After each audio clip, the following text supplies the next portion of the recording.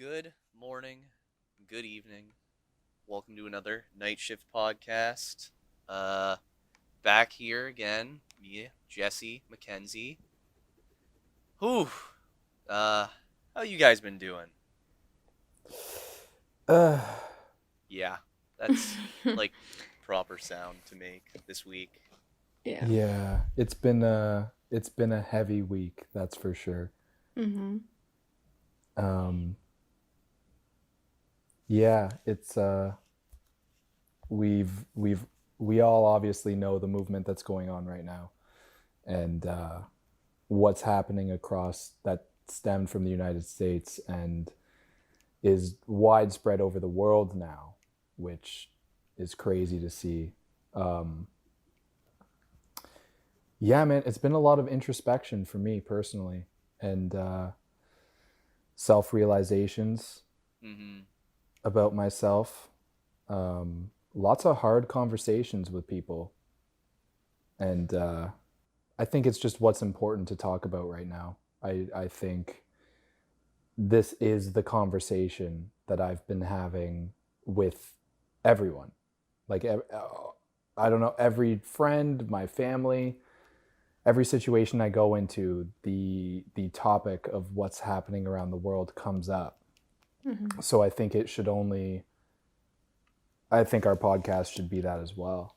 Yeah, for sure. I I definitely think you should talk about the charities that you've been doing. I think it goes without saying. So if you look in the description for this podcast, you'll see some links to some charities that you can donate to if you would like. Bail funds and whatnot. Jesse actually just did a wonderful fundraiser that involved his photography. I won't talk about it too much. I'll let him. But yeah, if you want to donate, definitely check some of these out. Yeah, so I started a fundraiser. I think it was 5 days ago. I put up some prints for sale for $35, and 100% of the proceeds or the profits are going to go towards the Black Lives Matter movement. And the two organizations that I researched that I really connected with what they were doing was the NAACP and the Trevor Project. And 100% of the profits that come from the print orders are going to go directly to those two and just split evenly, um, and donated to them. So I guess if you're interested in learning about what these organizations are doing, the fundraiser is over at this point. Um, but if you're interested in donating directly to these two organizations, I would highly recommend going to see those links and reading their mission statements and their objectives. I don't really want to speak on their behalf, but the NAACP has been around forever, and that's one of the reasons I chose them. Um, and they are on the side of fighting racial oppression systemically, through politics and through legal action.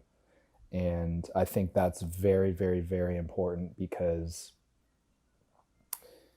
there's so many levels of racism. I don't know if you guys saw the level, it was like a graph that was going around on Instagram about the 4 levels of racism.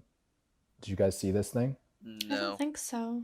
So it broke down racism into like internal racism, interpersonal racism, structural racism, and oh damn, I can't remember the other one. Institutionalized. And the NAACP fights against structural racism, and I think that that's very important because in terms of internal and interpersonal racism, it's a lot to do with just educating yourself and realizing, especially if you're not a person of color and you're white, the internal racism that you hold on to, and Mm-hmm. you just may simply not be aware of it because of your white privilege. all that to say, I chose the NAACP because I agreed with their approach to fight it systemically and attack politics and hold governments accountable for who they elect and the laws that they put in place, and putting in place laws that will reform police, and yada, yada, yada. The Trevor Project helps LGBTQ youth in general across the United States and North America. And right now they're particularly and specifically using their funds to help benefit Black LGBTQ communities, with mental health support, with a 24/7 hotline that you can call or text or email and get support right away. Community programs, and just overall education and awareness for people. And I think that's very important. So I tried to pick two organizations that hit the issue from two different angles. NAACP being structural, and the Trevor Project being more internal and interpersonal. So yeah, and it was a really well received, which I didn't expect the amount of orders, but I ended up having to call it a day early because I realized I couldn't make more prints happen without another like twice as many prints happening, if that makes sense. Yeah, like you raised a lot of money. Like it's astounding. In a very short amount of time too. Mm-hmm. In 3 days we sold 53 prints, and the total revenue from that was $1,855. And I kept my costs down as much as possible. Like my personal donation was the ink, which cut down the cost, and the profit margin I'm looking at is 95%, which is I'm very happy about that, because that means most of the money is going towards these organizations. Yeah, I think that's like perfect too, because there's a lot of people who I think want to help, but they might not have the money to help. So I mean, it's a perfect example of if you really do want to help and you have something that you can do that might raise money for like a trades of services, like that's totally one direction that you can take.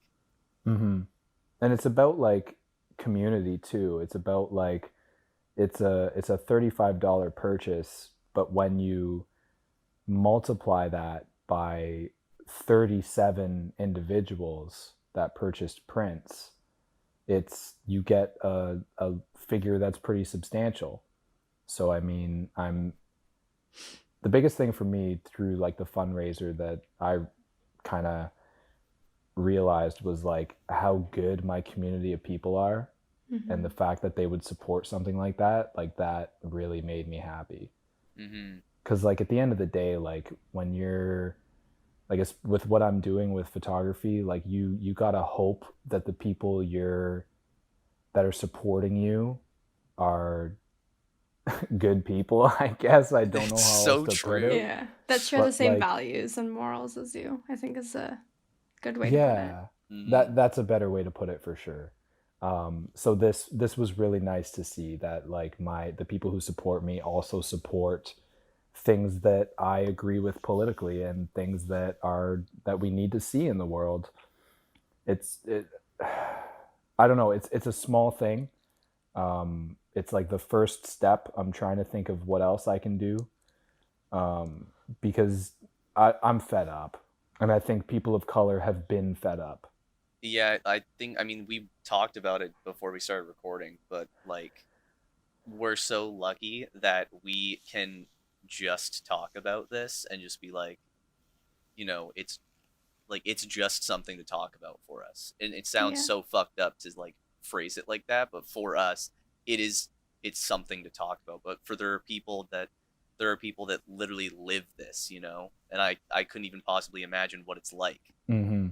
Yeah, I think one of the biggest things for me this week was that exact thing. Was like, I'll be honest, and I'm gonna put myself in a pretty vulnerable position to be attacked right now, but that's cool. I'm here for it. When this, Pop off, go at him. well, Come in I'm just gonna, swinging. Go I'm just swinging. gonna be honest. Like, I just want to be as honest as I possibly can about this process, because if there's any person, I feel like our audience collectively is primarily white. Let's be real here. So Sal, no way. Come on, dude. Are you kidding me? Yes, 100%. I fully agree. yes. So like, I don't know. I want people to realize that these things are okay to think. You know what I mean? Mm-hmm. So when this all first started happening, I was so naive to think that like I could understand it because I was gay. Mm. And that I could understand discrimination and that I could understand oppression. Mm-hmm. And it was after a couple days, not even, it was like a day of thinking that. And I got hit with a ton of bricks of like, you don't know shit. I can go out and act straight. Yeah. And most of the time I do, just as like a coping mechanism or a mask to put on to keep myself safe in social situations that I don't know if there's a jackass that might be homophobic or might just be a dick. You know what I mean? So like I can put on a mask. A person of color can't hide that. That is like is the core of who they are. Mm-hmm. And they're being oppressed because of it, discriminated against. It's disgusting. And I'm glad I came to the realization that like I can never understand that. And I think that's the first step for every white person, is to come to that realization that like you can't relate. This is nothing that you could possibly relate to. You can empathize, you can be compassionate. I believe I'm empathetic and I'm compassionate towards it, and that's why I'm speaking up. That's why I'm trying to educate myself. That's why I'm having tough conversations.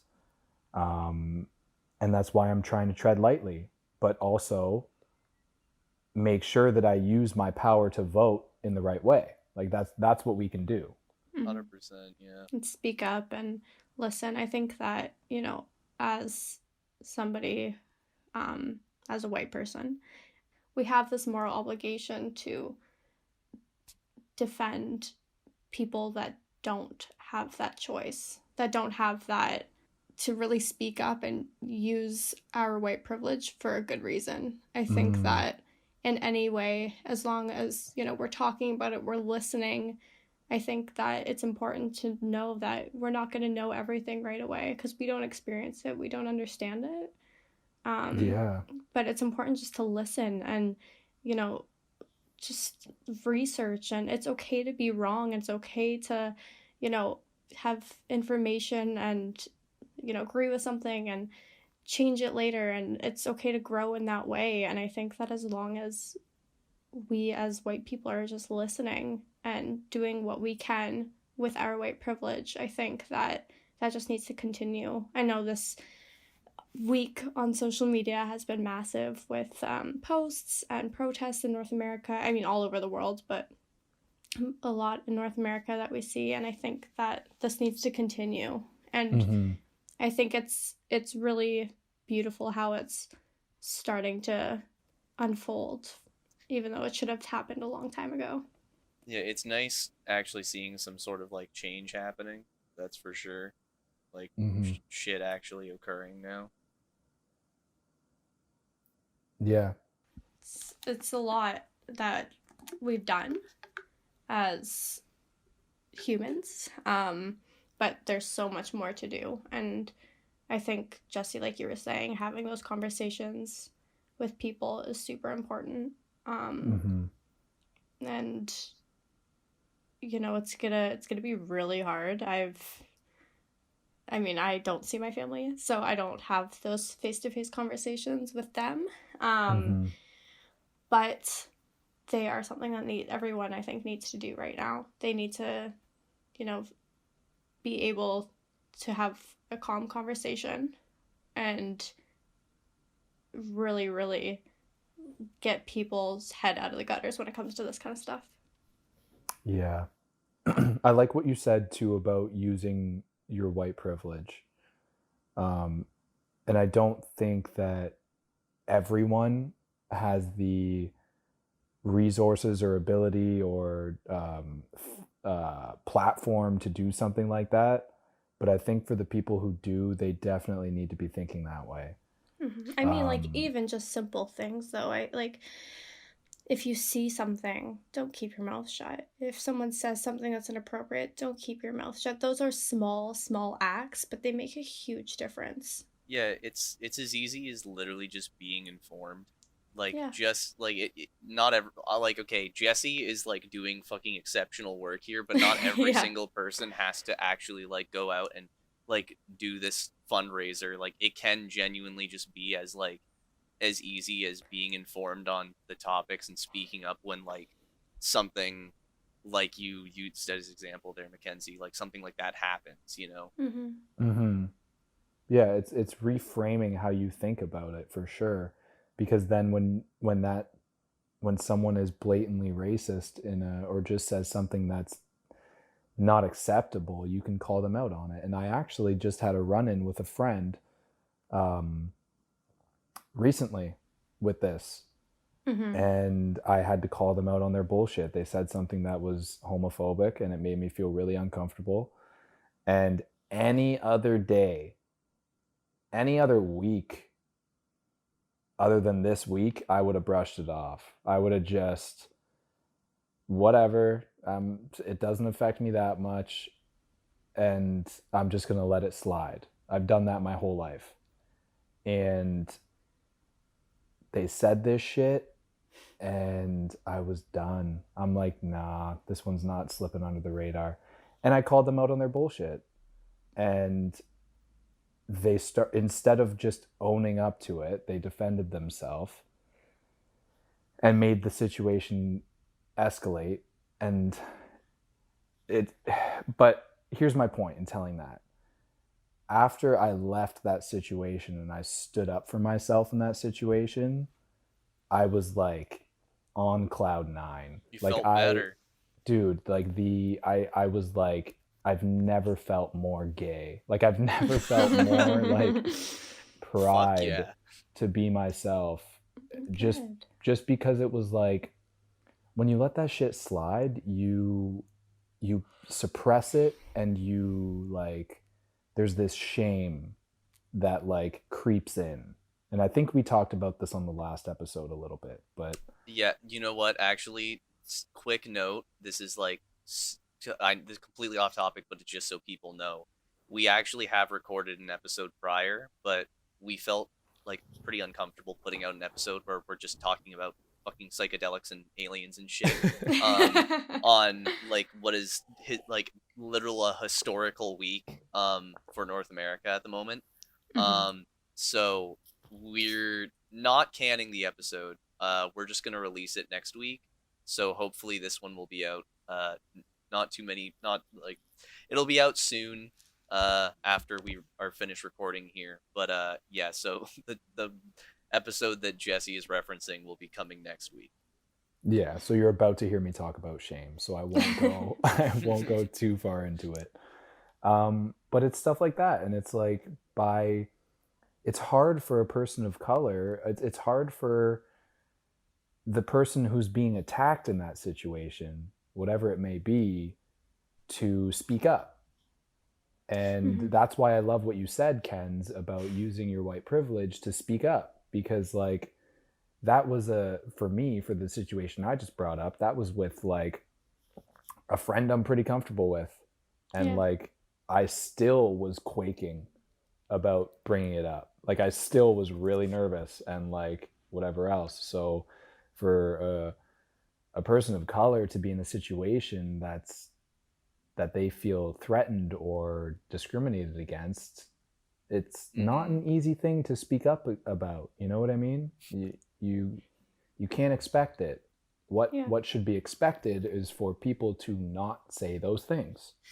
Exactly. And it's weird too, because it's almost like they're putting you in a position of vulnerability and weirdly power, because they're like, if I like, I don't want to pretend like I know the situation that happened with you, but like, um when someone says something like that and they're looking to you, I'm sure they're basically thinking like, please normalize the thing that I just said for me. You know what I mean? Like, Yes. if you had not reacted in the way you did, it would be like, please reaffirm, like, you have the power in that situation where it's like, you're they're looking to you like, I want you to like tell me what I just said was like a normal thing to say, and it totally Yeah. shouldn't be. But then you're also in a position of vulnerability because you like are directly affected by the thing that they're saying, and it conflicts you. Mm-hmm. I don't know if that's a good analogy or not. I No, that's exactly it. It's like you're expecting, you push someone down into this vulnerable space and then dangle the key above their head and say, Mhm. yeah, get out, you know? And it's Mhm. just, it's a horrible position to put someone in, because like, what's the point? What there, it just doesn't make sense. I don't know. Just with your situation that happened, do you think it's more of them not necessarily understanding why whatever comment it was inappropriate? And then obviously people don't like to be wrong, so usually it comes with, defending what Backlash they and say. defensiveness. Yeah. Yeah. Do you think it was them not understanding, or do you think it was them like just being totally ignorant to what they said? Like, what do you think was the root of that? Well, I think it was ignorance. Okay. But I think it was like ignorance in the sense of not understanding, not Okay. ignorance in the sense of maliciousness, Mm-hmm. and trying to attack me. Mm-hmm. Like, not a chance that was the case. But one thing, I'm glad you said that, because one thing I want to say is that even if you don't have bad intentions, but you say something that affects someone, that doesn't take away how that affected that person. Mm-hmm. You know what I'm saying? Like, Mhm. I, in that situation, am the one that gets to determine whether what that person just said was homophobic or not, because I am a homosexual. The person who is the heterosexual does not get to tell me what's homophobic and what's not homophobic. Yeah, and how that Same makes you thing feel, with those race. comments. Yeah. Exactly. We can't, like, white people can't be the ones to put discretion out there and to be the ones, discretion is not the word, but to say what's racist and that's not even right. Like, say like how that would make somebody feel, I think is a more appropriate way to say, because I think we can pick out what's racist and what's morally incorrect, but we don't know how it feels, and we're not going to know how it feels. And it's it's just about understanding how it makes that person feel and what we're going to do to move forward and be better and apologize when we're incorrect, rather than no one likes to be wrong, and I think that's pretty normal. But as long as you can go back and reflect on it and grow, I think there's always room for that. Yeah, you're exactly right. And I think right now, what's important for us in the upcoming future, like the soonest, most upcoming future, the next few weeks, is, of course, educating ourselves, but we need to get to a place where we're allowed and comfortable being told that we're wrong about something. People have an issue with that. And it's like, we need to create an open space where people of color understand and are able to express when they feel upset about something that someone says or does. And it's not going to be taken defensively. It's okay, I hear you. That's it. I'm sorry. You don't have to be defensive. It's just like, I hear you. I'm sorry about that. I'm going to work on that. Yeah. That's it. Yeah, we're literally all still learning. Like, it sounds dumb to say, but like, learning, if you stop learning, like, you're fucking just hurting yourself. Yeah, like if you're not growing as a person, if you're not developing your mind, I don't know what you're doing. Like, I like just point blank, I have no idea what you're doing if you're not willing to be accountable for the things you do and say and move forward from it and understand how to grow.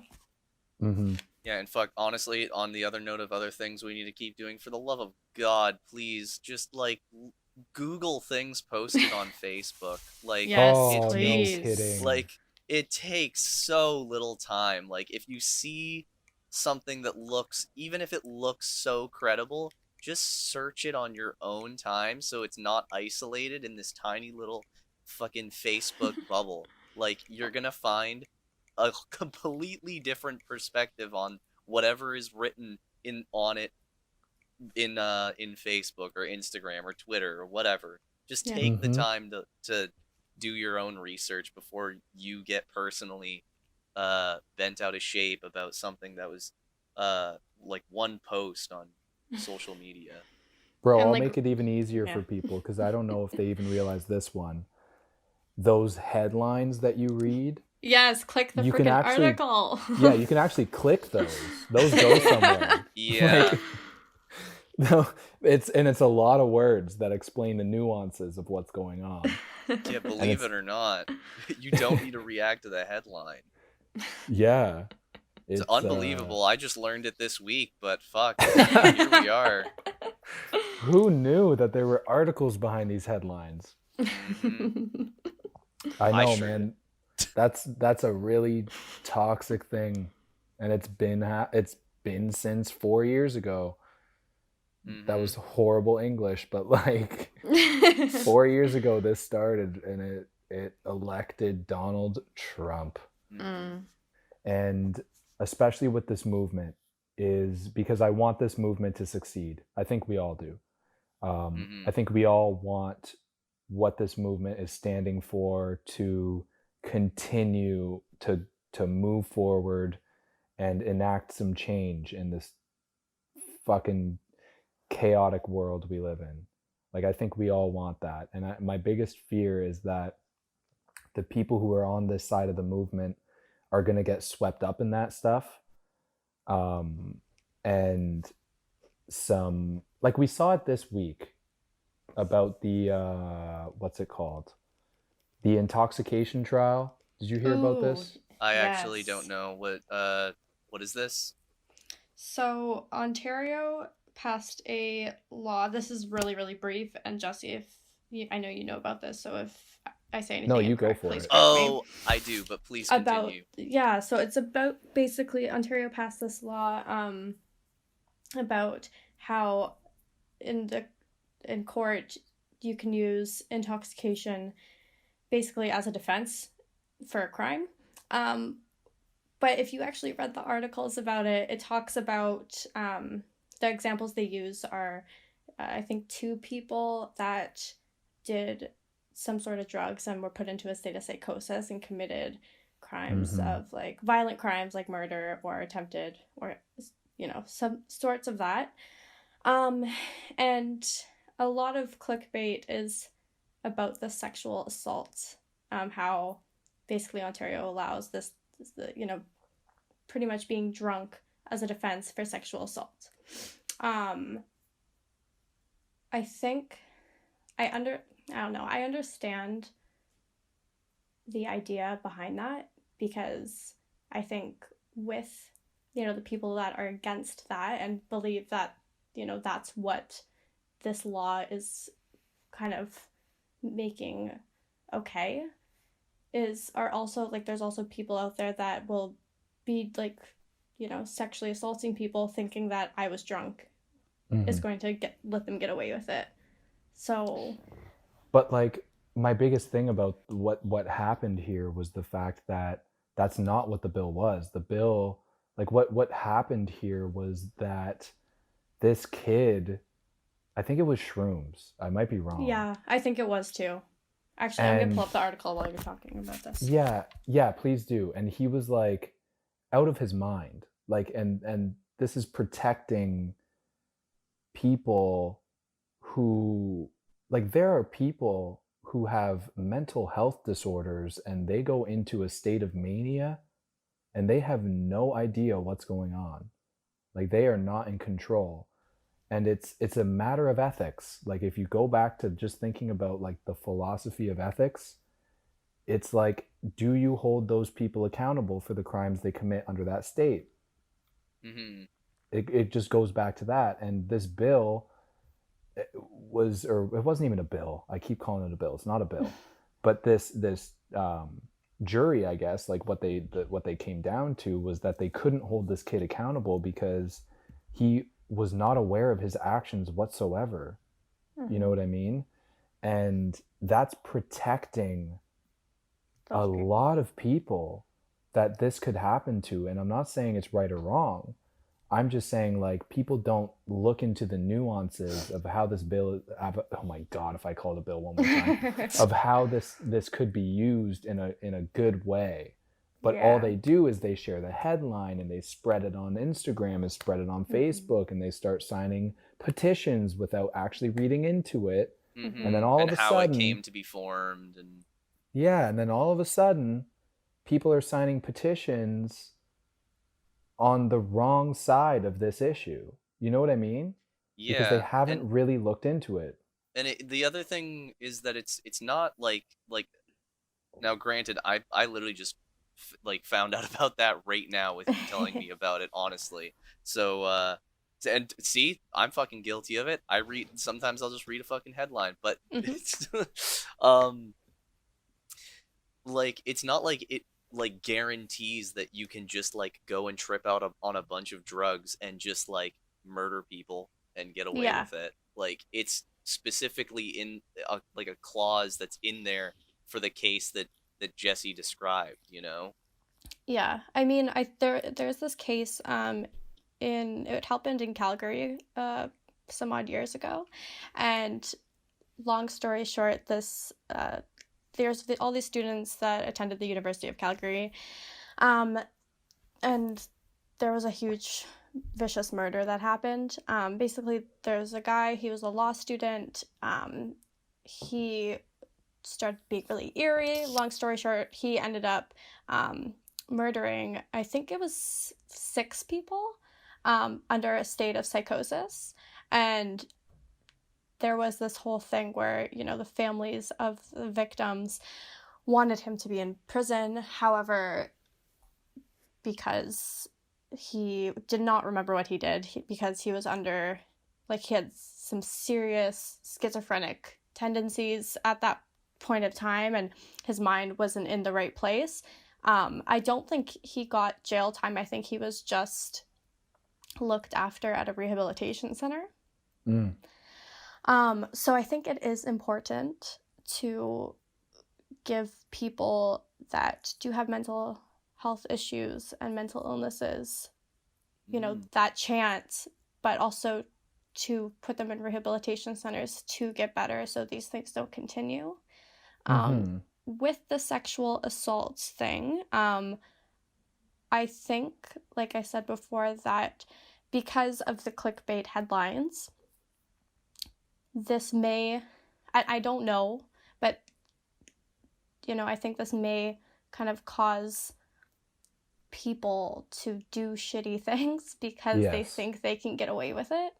And I think that I don't know exactly what that law or, and like, I don't know the actual verbiage of it, but I think it's very, very important that, you know, that the sexual assault aspect needs to be its own very, very clear law, because honestly, I can't even count how many people I know have been sexually assaulted, been raped, and have not talked about it to this day because they don't think that anyone will listen.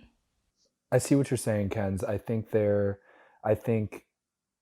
that is definitely a fear, because people who just read the headline and guys will think, oh, I can get drunk and there's something that'll cover me for it.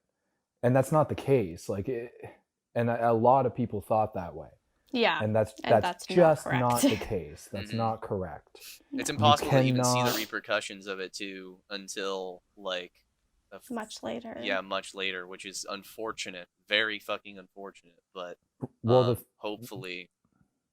The biggest issue with sexual assault and rape culture is that all of these fuckers get away with it. Mm-hmm. Yeah. Because no one speaks out about it. And a defense can be easily made. Yeah, and we have a culture that what's the word? We allow it to happen because if someone makes a statement that someone sexually assaulted them, we question them. We don't question the person that they're accusing. The first thing you do is question them. What are your intentions? What do you like? What could you possibly be? Why would you lie about this? Why are you coming out now? Yeah. Exactly. It's disgusting, man. It's like, and then you push those people into a hole. And I think this to me, and like where this conversation just naturally led to get like a little bit existential for a moment, is why I think this movement is so beautiful, because we, out of this horrible circumstance, are finally at the point I've never experienced another time in our life, and maybe I was just too young to see it, but where we are able to have open discussions about things that actually matter, about like all of these issues. It's all coming from the Black Lives Matter movement, but now we're talking about sexual assault. We're talking about politics. We're talking about the economy. Like we're really in a movement. This is a complete shift if we want it to be. And I think when we live in a society that favors the 1%, I don't know why the 99% would want to continue benefiting them. Like why would we not abolish the system? Mm-hmm. I feel like the FBI is gonna like kick down my door. Yeah, dude, they're knocking. They already know. Man, we were talking about the lizard people the other time. They already know about us.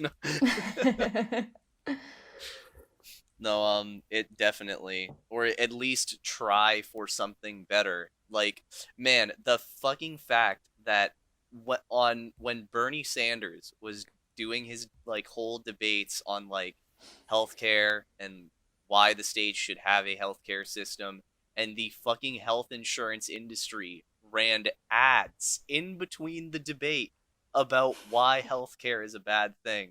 You should fucking question.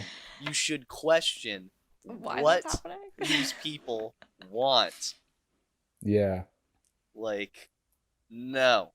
I think the US has like a totally different, like, I know that in Canada, I don't know.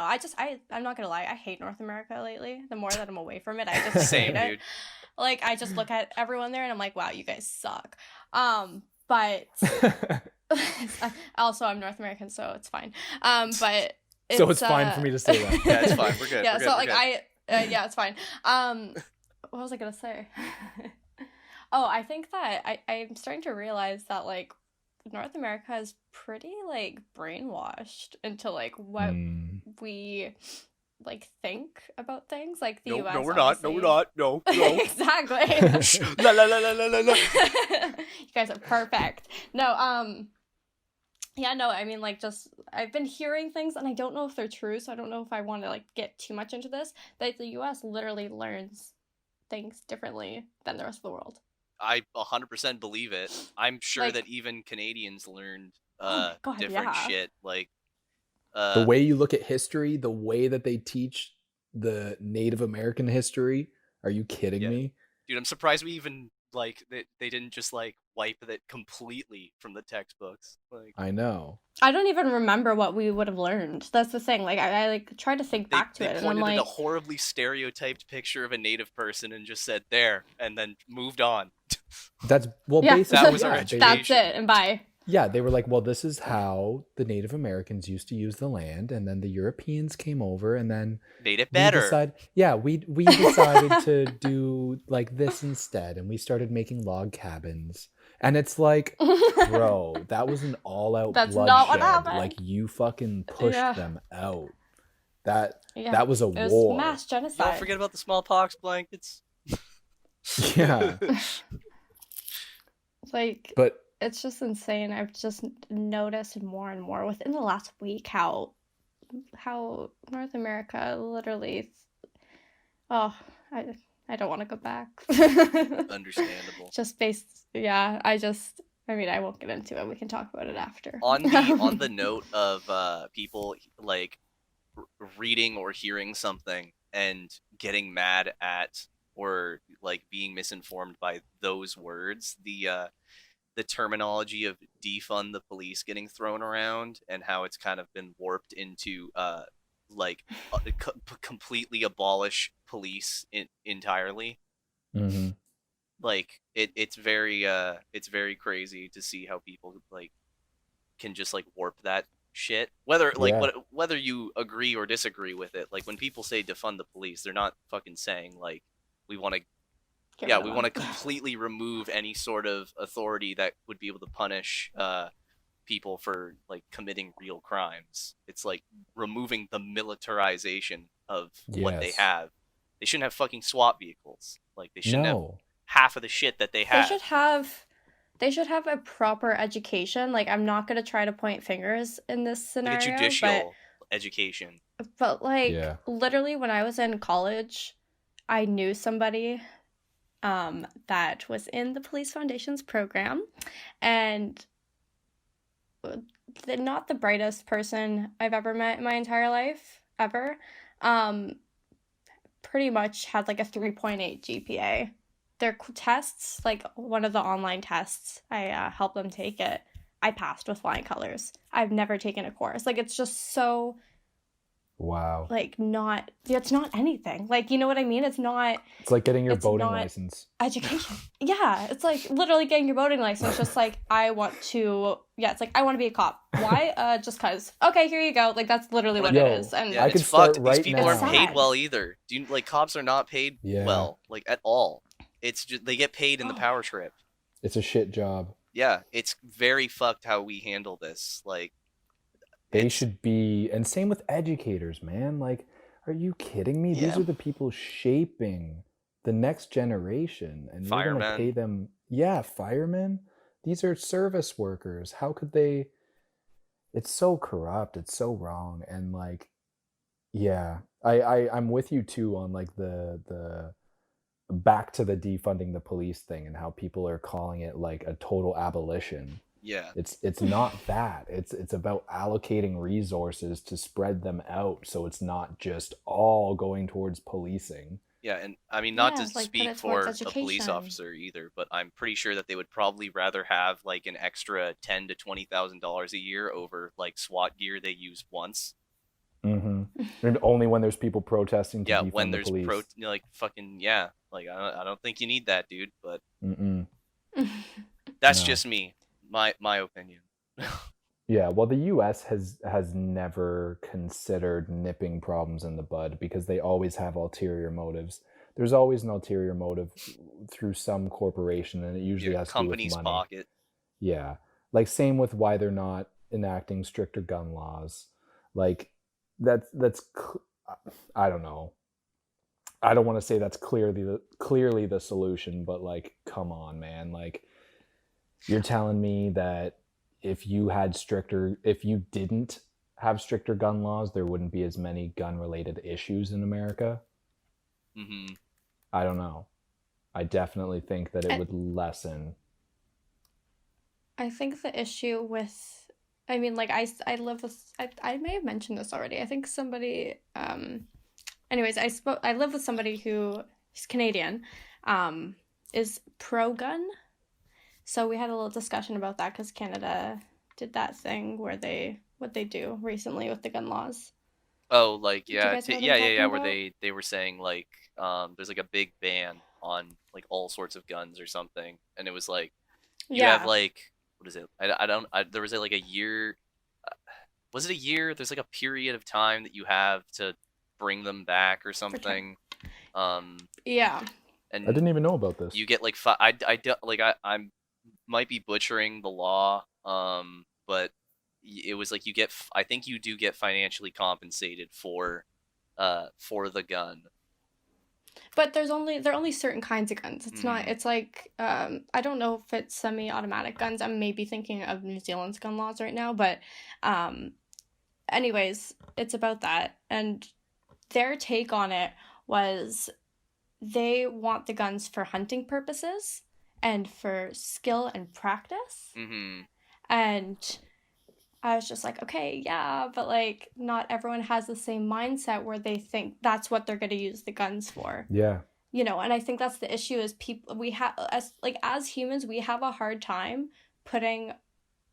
changing our mindset just for a second to see a different perspective. Yeah, from what I've heard, like I will say, just to a lot, like the tiniest bit there is, I think they were pretty like everything goes kind of thing, because I think there were some things that people were like, hey, this is kind of actually just like a hunting gun, and it's like getting taken away. So Yeah. like I get the frustration from people who have or like do that, but Same. like when there's stuff going on, like what's happening, it's kind of, I don't know, it's hard to fight against, at least in my opinion. It is, and it's almost like Corona with COVID. I didn't have COVID, but guess what? I had to be locked down. Yeah, you may not take your gun and go shoot up a school, but someone else might. Yeah. You know what I'm saying? And like, there's no reason anyone needs an assault rifle. Give me a break. What's the fun in hunting? You're telling me you're hunting with a SMG? Like, really? Yeah. Well, you're just gonna go spray the forest and go pick up the dead carcasses? That sounds like fun. Like, I'm not super like, I don't give a fuck about guns whatsoever. But like I do understand the frustration if you're like, this is literally your hobby, but yeah, of course. like, if I don't know, it's still, there's elements at play that I think are bigger than like everyone.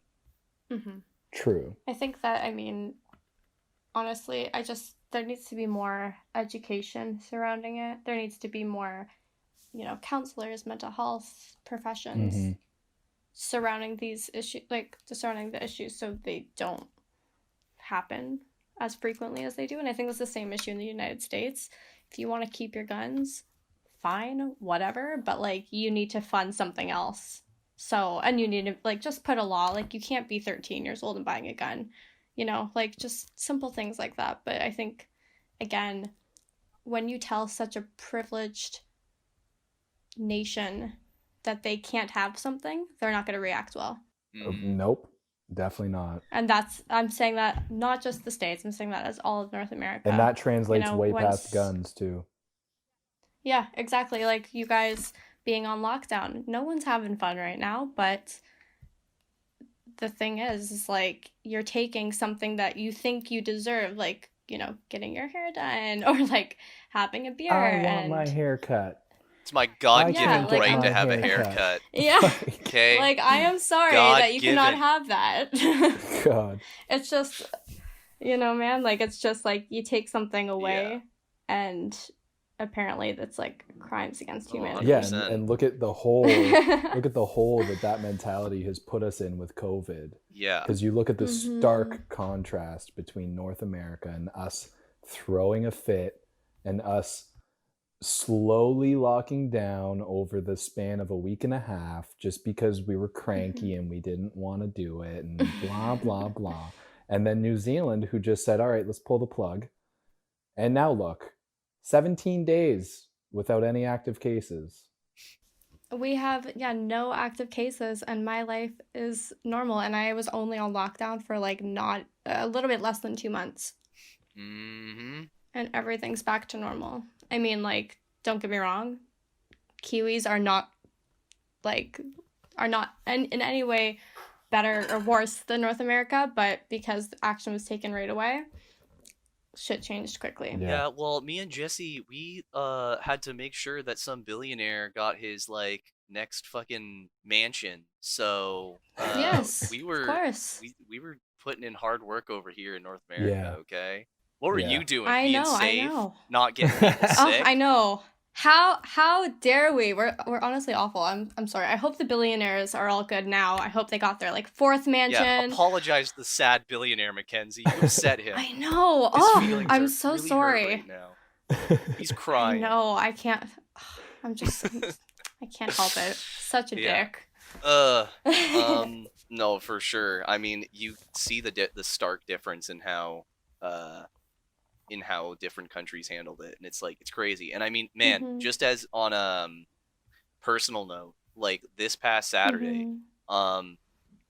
we went to this park because like they've opened provincial parks now. And we Oh, we thought okay. we were like, okay, we'll go check out this park. It'll be kind of cool. Mhm. And we get to the park, and so on Google Maps, it's still telling us that like, oh, you're still 350 meters away from like the parking lot or whatever. And when we're like about to get in, it's like filled to the brim with people, like parked cars, all the way up to the parking lot, and then the parking lot's like filled to the brim too. Of It's course. yeah, it's like you give these people a fucking inch and they take a mile. It's insane. Mhm. Like not a single Yeah. one of these people stopped and thought like, hey, maybe we shouldn't, because that's what we did. We were like, we're not going in here. There's no way. Like this is horrible. It's crowded. So Mhm. we just like went and found a different hiking trail that was nearby. It was great. It was nice and chill. There's like nobody there. But like, Yeah. I couldn't believe it. I couldn't believe how many people were there. Yeah, I had a similar thing happen to me too, man. Like it was Ojibwe. You guys know Ojibwe, right? In Oh Windsor? yeah, Mhm. Bro, I have been going to Ojibwe my whole life. there's to never take anyone there. photos. There's never anyone there. I seldom see like 3 people when I go there on the whole path. Mhm. And I went there because it was a nice day.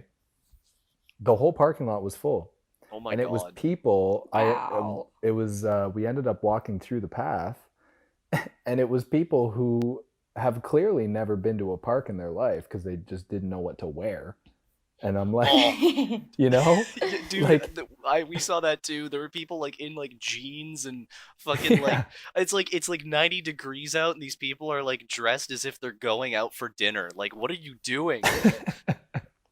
I love it. I love watching people do that. Or like even when I worked in the Rockies and people, I preferred it when people like overdid it for like a walk. Yeah, it's like you're Yeah. gonna die out here. You're gonna die out here. Like they have like these huge backpacks. I'm like, yeah, have fun, guys. You go on your flat trailed walk for like 15 minutes. Oh, I love it. Mhm. It's fun. It's good for them. They try. Yeah. But so Ojibwe was packed then, Jesse? Oh man, it was packed and there were strollers everywhere. There were just like it was such a mess. It was so unenjoyable. All the birds were just gone. They were out. They weren't staying. You know? Yeah. It was just there was no wildlife. There was no like the life that's normally there was just Gone. stomped all over. Yeah. But that's the other thing. Okay, I don't know if I should say this because I feel like this might be a controversial thought. Say it. It's if we'll decide after the fact, and I'll just cut it We'll out. trim it out. Yeah, I guess if people are hearing this, then we didn't think it was that controversial. But, Exactly. this is my thing with the way that we're opening up in North America that doesn't really quite make sense to me.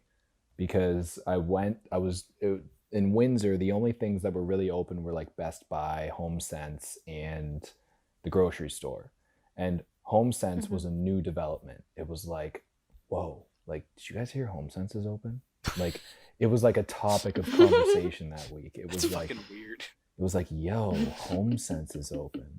It's like a like, drug dealer. Hey man, you want some HomeSense? yeah, We don't got tell anybody. candles and like website and stuff. Yeah, that's how it was. And so I drive by and it's just packed. Like the store, they were limiting the customers, which is good. But like the line was like at least like 40, 50 people deep. Oh, And I'm God. like, this is just ridiculous. And like, it made me think, like, okay, so you open up, like, we closed off bit by bit, and we saw how that obviously didn't work because we're still in COVID.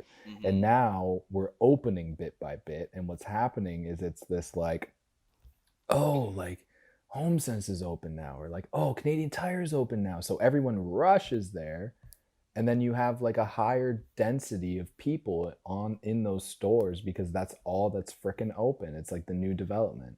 Yeah, Whereas, you get like you compact people to these places because they haven't been to those places since they closed. yeah, whereas Mm-hmm. like if you opened HomeSense, Canadian Tire, the movie theater, and the mall all at the same time, maybe not the mall, but like another store, let's say, then you're dispersing people to those 5 or whatever stores. You know what I mean? Does Yeah. that make sense? No, definitely. Yeah. It like and I had the same thought too cuz it also feels weird that things are opening up when like there's still like okay, in New Zealand's case, just to use like Mackenzie as an example, like they don't necessarily need to wait for a vaccine because their population is so small that they can literally just tell Mm-hmm. that like hey, the virus is gone as far as we can tell, you know. Um Yeah. Mm-hmm. so but like when we're talking about like the population of Canada, it's a bigger like number and a lot more people in dense areas. So it just feels very weird to Mm-hmm. me to be giving leeway when we don't even have a permanent solution to it yet. Yeah. I mean, maybe that's just how I'm looking at it because No, I like agree with you. I I am agree. not as informed as a fucking doctor. So I mean, if doctors are Yeah. saying it's fine, like all right, but it just feels weird to me. What makes me nervous though is like I see a lot, and I mean I said I wasn't gonna talk about it, but I'll talk about why I don't like North America right now. Just go for it, Ken. Get it off your Keep system. popping Just on. get it and out. I'm Get it just out. gonna I'm just building up. So if it sounds bad, we'll just cut it. I don't really care. So yeah, New Zealand, we only have like not even 5 million people, and everything is really spread out. We have like 3 major cities, Wellington, Auckland, and Christchurch. Christchurch is pretty big. Like, it's not like the cities we would see in North America. Wellington's really compact. Auckland, same kind of deal. It's very compact. So with that being said, like the other towns and stuff, obviously I've mentioned where I live. I live about 2 hours away from the closest city. So everything's really spread out. So I think it's a lot easier to contain things like COVID in this sense within a smaller country. But as soon as the Prime Minister said we are going on lockdown, this is it. Not everyone was happy, but we did it. And I think the issue with North America is, again, for some reason you think your rights are getting taken away because in a weird, twisted way, you value the economy over health. You're willing to sacrifice people you don't know because it doesn't affect We you. absolutely value the economy over fucking health. It's insane. Yeah. And you can value both. Like that's a very real thing. You can say, you know what, the economy needs to be up and running, but also we need to just fucking listen to what the experts are saying because we don't know. Our education that we receive via YouTube or Googling people with like-minded Angry man said it on opinions YouTube. It must be isn't true. Via YouTube. yeah, like you know what I mean? Yeah. Like it's just it's really, really just hard to watch. And I feel, I see on Facebook all the time, like with my parents' friends, people commenting on their posts about it.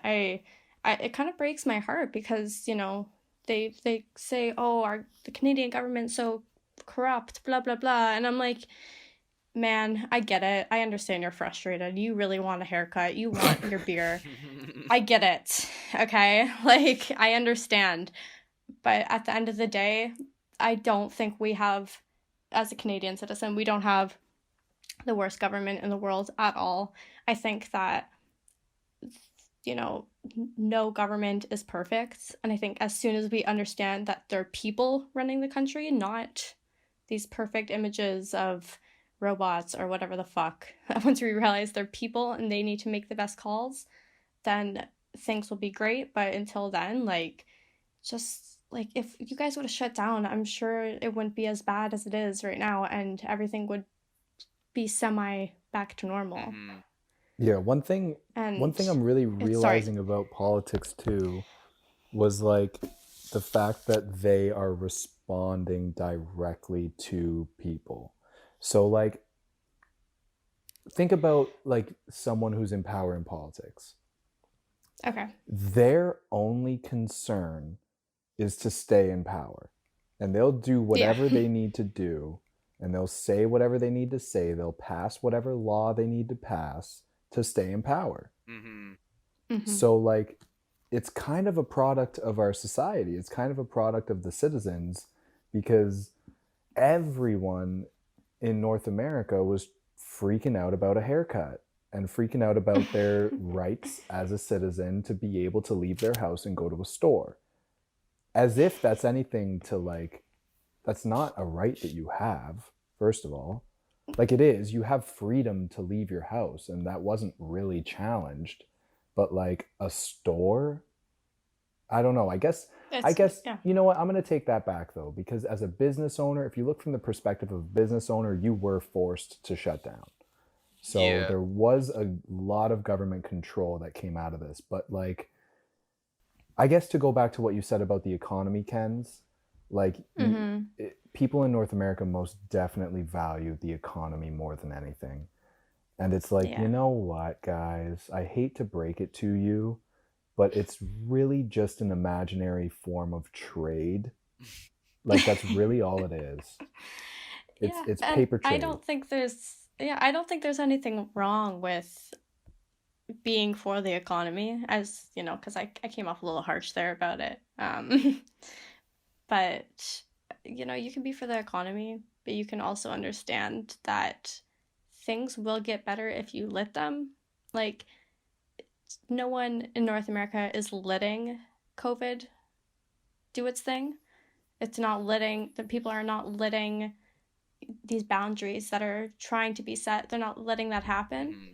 So the economy is not going to do, like, and again, I'm not an expert, but I don't think the economy is going to really take off if you're going to have to close down in a month because over again. you're going to have another outbreak. That's that's why everyone keeps talking about like the fucking second wave. Mm-hmm. Yeah, like I'm not a business owner, but I can imagine, like, there's a couple businesses in the village I live in that went under, and it sucks. And it really, like, I can sympathize for those people, but just because it doesn't affect you, like, I've had conversations with people about it, where they're like, oh, the Chinese government made this all up. I'm like, cool. And like, if you want to believe that, I don't care. Like, it's science, but whatever. Doesn't matter to me. They're saying that it's fake, or that the Chinese government created the coronavirus? Both. Like, one, it's fake, which is just... Oh, there's like a million different conspiracy theories with COVID, man. It's too much to keep up with. I can't even get into that 5G cell one. Towers. No, but like... I can't with that one. But with the... Wait, with people... what did you just say? 5G cell towers? Have you not heard about that? No. Yeah, oh so my apparently God. 5G cell towers are spreading COVID.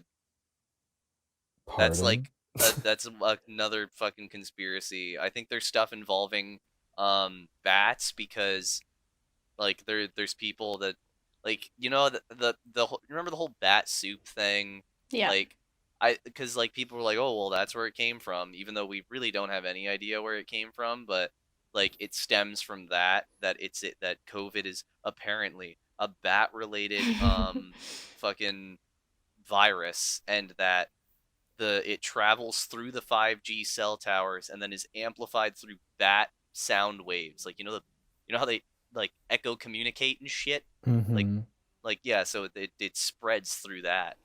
That's weird. I don't understand. No, it's not weird. It's fucking stupid. Okay, thank you. I just like, think, what? Yeah, people need to get... Science needs to be more enforced in schools. It needs to be like a 4-year thing. I'm sorry. Like, that's that. If you...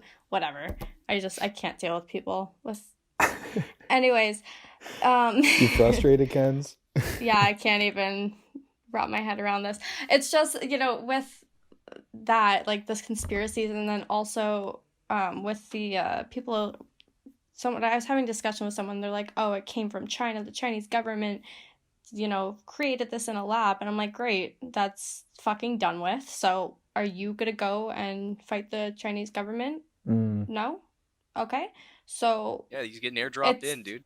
yeah, like it's done. What's done is done. No matter how it started, what's done is done. And how are we going to change it? Yeah. Like deal with that issue later on once, you know, things are clear. Like I just got a notification saying that the United States reached 2 million cases, and that breaks my heart for the people that can't afford healthcare there. Yeah. And that's really what it is. Take the action that you can take. Don't be like fucking fighting all these imaginary battles. Yeah, no kidding. And support Medicare for all. I don't give a shit. I'll just say it. It's fucking whatever. Health insurance companies are scum. Yep. Pharmaceutical industries are scum. Yep. Who else is scum, guys? Let's just call it all out. We just pour it all out at the end here. Just like, fuck all of this shit. We're done. Listen, if we're on this trajectory, we might as well just leave it all on the table. You know? Yeah, I guess so. Fuck.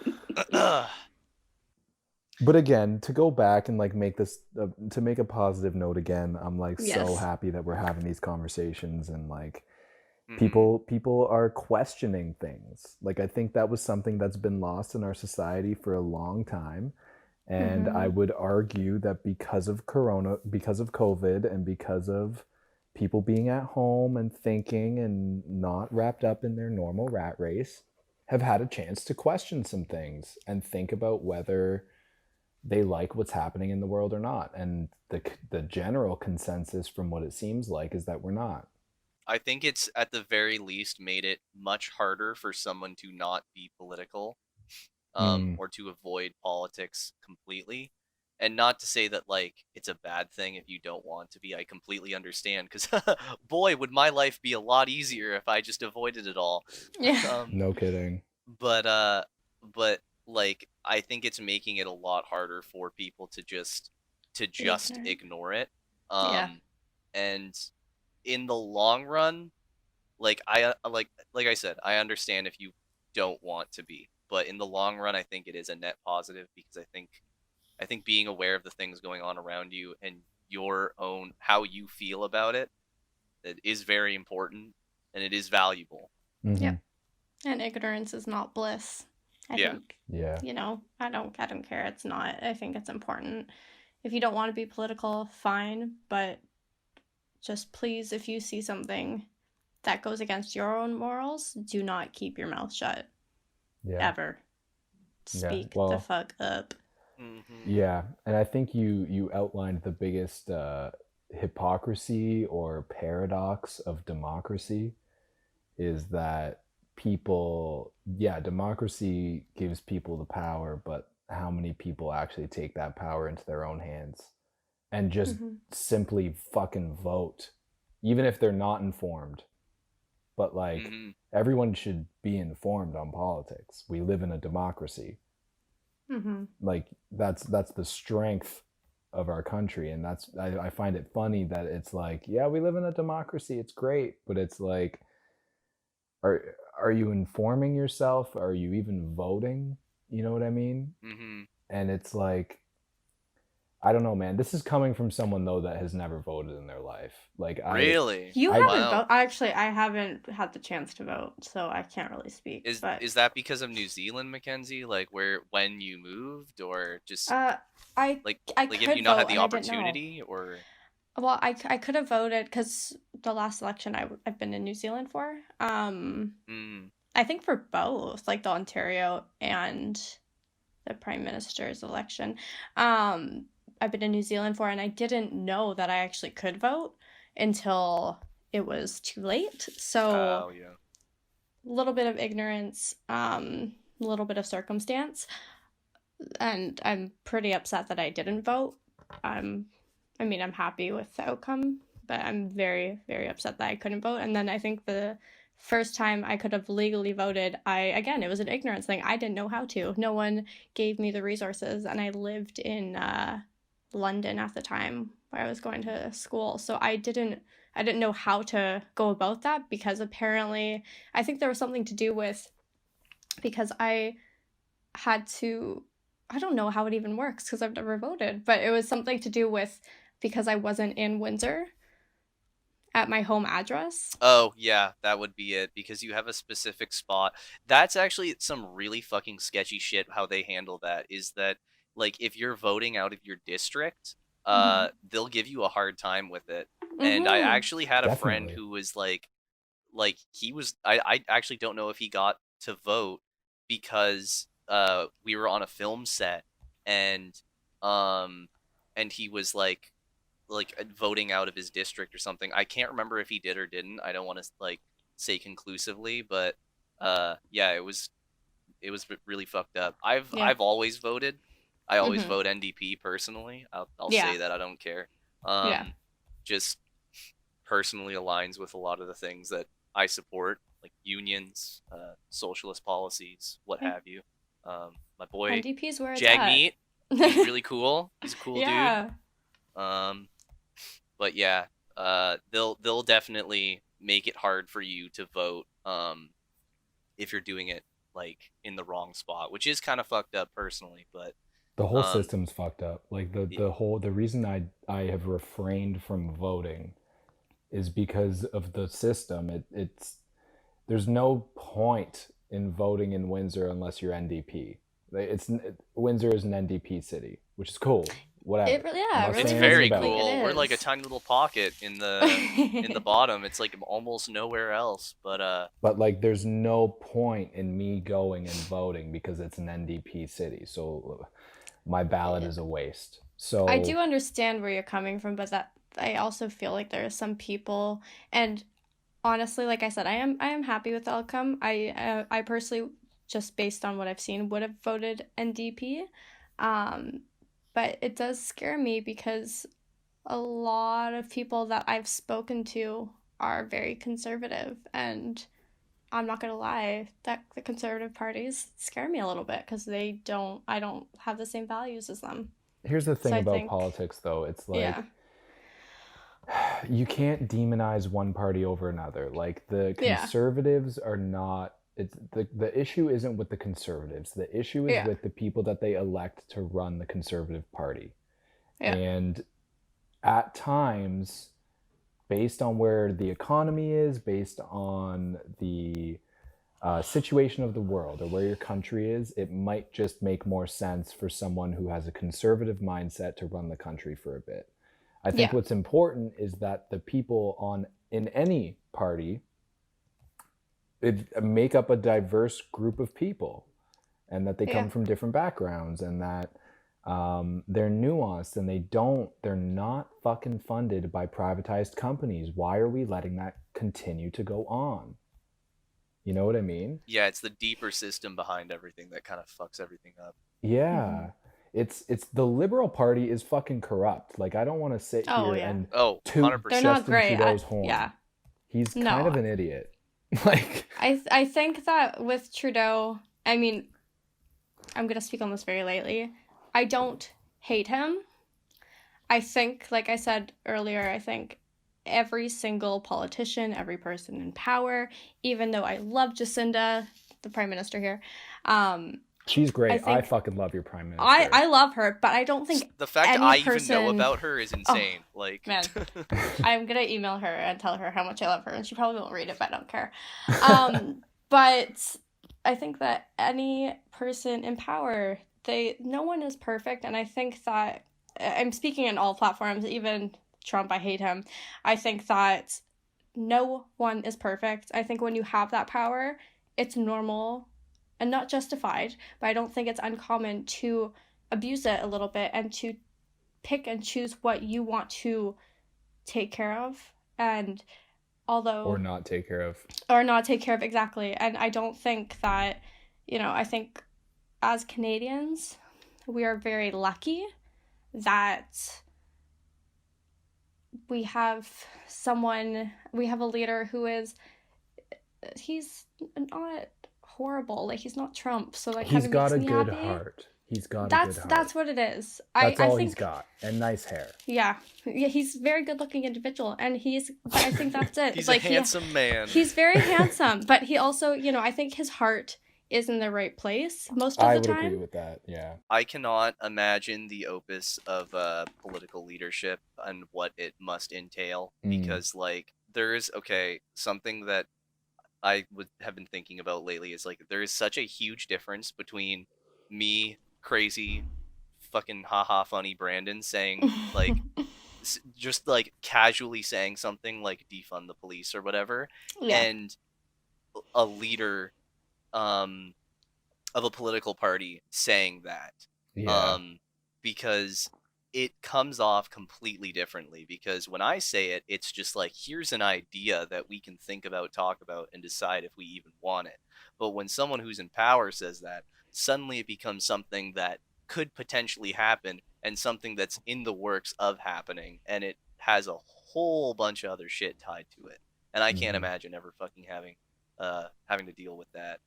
Yeah. I think about that too. Like, change comes with like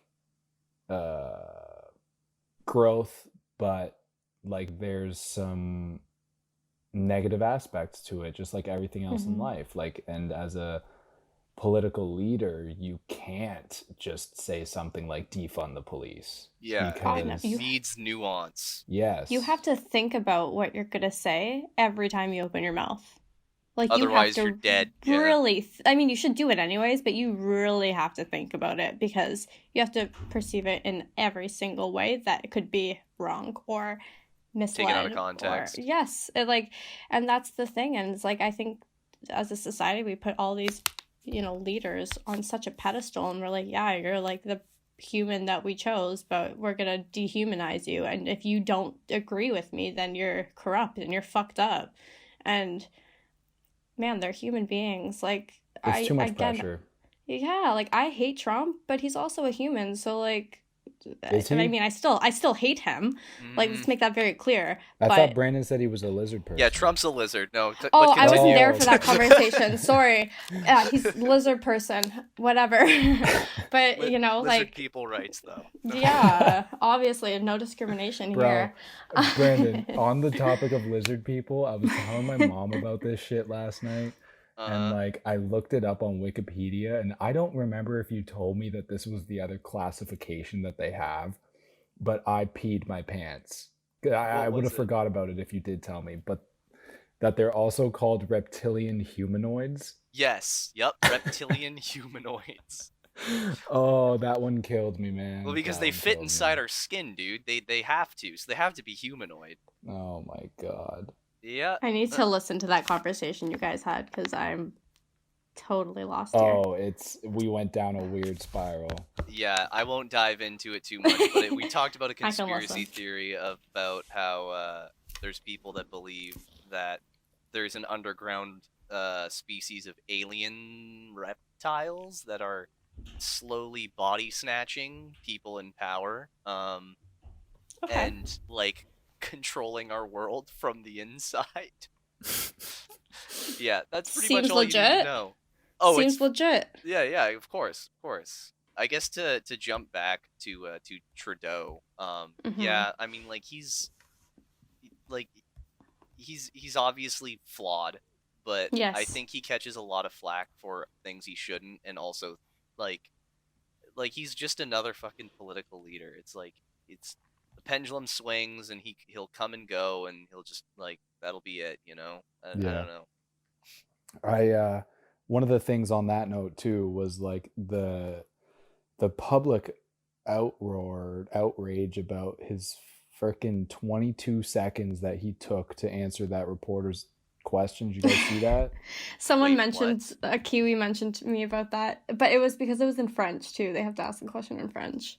Oh, yeah. And I'm just like, did you see this, Brandon? No, what is this? Okay, so Trudeau was doing a press conference type deal, as it seems like all these leaders, that's all they do anymore. And a reporter asked him a question about how he basically asked Trudeau his hot take on Donald Trump. He asked him what he thought about how Trump was handling the protests in America. Okay. So Justin Trudeau, first of all, inappropriate for that reporter to ask him that question. Very on the spot. There's no way that question was cleared. That was definitely a question that he targeted at him that did not have clearance, because they would not have cleared that. But then he just stands there and he waits for 22 seconds while obviously some analyst is in his ear telling him like what he should say, you know what I mean? And he's just like staring out into the abyss and like fumbling and not saying anything for like a long, painful 22 seconds. Like, what do you say to that? Like, I know. So he had like an earpiece in or well, something? I'm assuming, and I'm just guessing that that's what was happening, because like they obviously have an earpiece, I would imagine. Okay, you know what's, because I saw the clip of him pausing. I didn't know that was the question. My assumption was that it was just bullshit TV stuff. Like, you know how like sometimes they'll be like, and we're gonna cut to Tom for the weather, and then Tom's just standing there staring at the camera like just like, I fucking hate my job, when am I gonna like just waiting to get told like to start talking. But I think that they asked the question in French and English, so I think the pause wasn't the full 20 something seconds. I think it was, I mean, I'm sure there was a huge pause still, but I know that they do go back and forth in that, because I was looking on the screen too, and there's two people doing sign language, and they're like doing different things, and then I realized, oh yeah, like we're a French and English speaking country, so so I'd imagine that it was mainly just him like giving time for there to be proper translation or something. Like, I don't know. Even if it was a fucking analyst though, man, like, I mean, whatever. No, that's not my point. Okay. So sorry. So he does this 22 seconds and then he answers it with a fluff statement. He doesn't answer it, basically, which is the move. That's the move. You're the Prime Minister of Canada. You're not there to share your hot take on what you think Donald Trump, who's practically a dictator, is doing. Like, that's not his job. And like, do you think that that's not going to get Canada in shit by doing that? You know what I mean? So like the 22 seconds that he took to just think about what he wanted to say is what could have cost Canada who knows what. Because the last time he spoke out about Trump without thinking, Trump immediately imposed new tariffs. Like a child. Yeah, like, sorry, I don't mean to like laugh at their country, but Dad it's hard not to.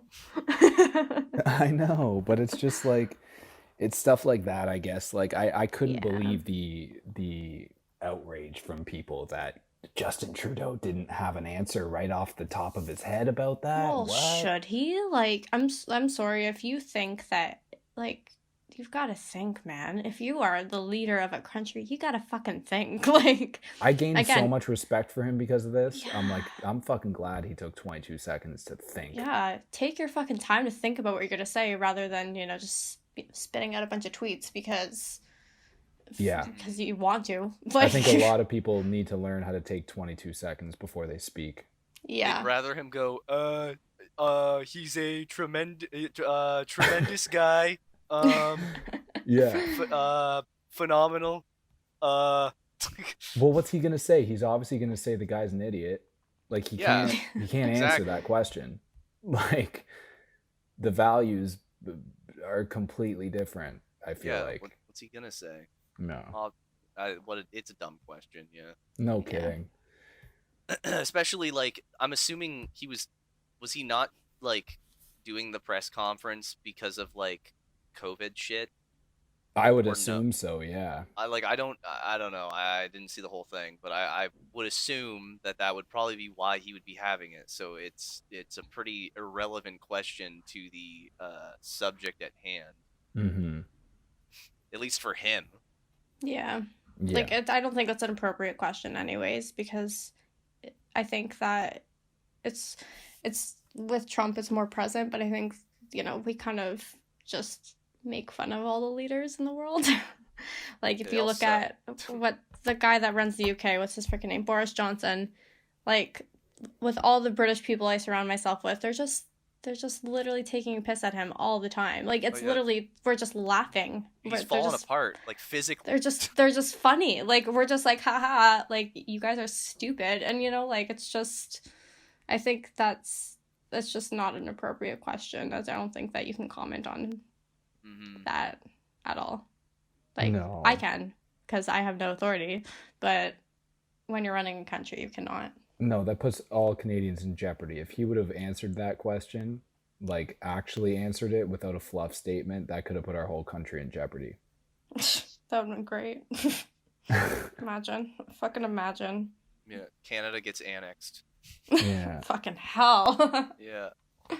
God. It's a crazy world. Mm-hmm. Yep. But Yep. yeah, I know we keep coming back to it, but it is nice to get to talk about this stuff openly. Yeah. And it comes back to like everything going on and how important it is. Yeah. It's important to have these conversations, and I think to bring it back to what's happening right now, especially, I think white people need to start getting comfortable with uncomfortability and realizing that the process for change is not easy, and that's why there hasn't been change, because it's not an easy thing to do.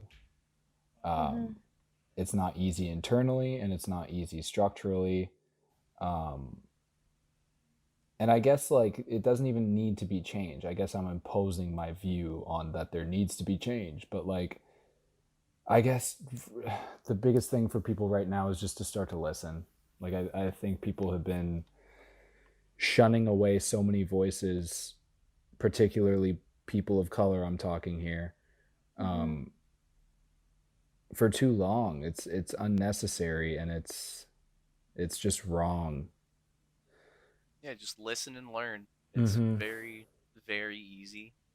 I will say, though, I do think that our generation and then the generation below us, I think it's a pretty good bunch of people who aren't scared to speak up.